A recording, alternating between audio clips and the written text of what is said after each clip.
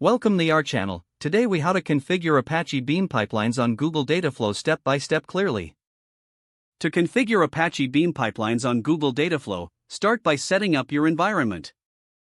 Ensure you have a Google Cloud account with billing enabled.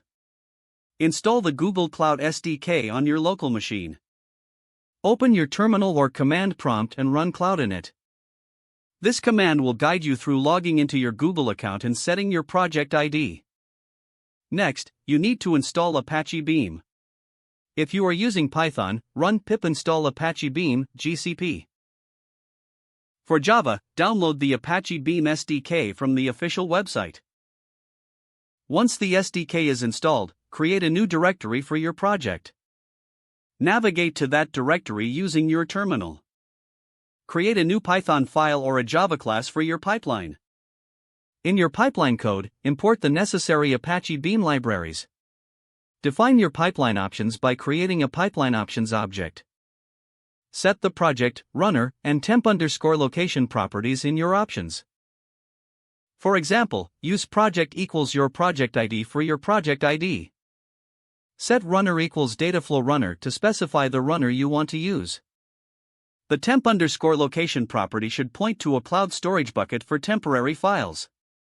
Once your options are set, create a pipeline object using your options.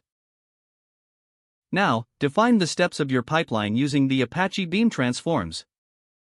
This could include reading from a source, applying transformations, and writing to a sink.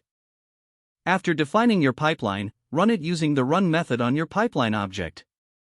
Monitor the progress of your pipeline in the Google Cloud Console under Dataflow.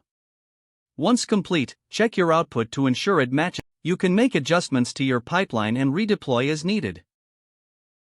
By following these steps, you can effectively configure Apache Beam pipelines on Google Dataflow. If the page does not load, refresh the browser or try again in a private or incognito window. Make sure you are using the correct email address, then retype it carefully to avoid small typos. If your password is not accepted, use the reset option and create a new strong password you can remember. Don't forget to like this video and subscribe to our channel for more step-by-step tech guides.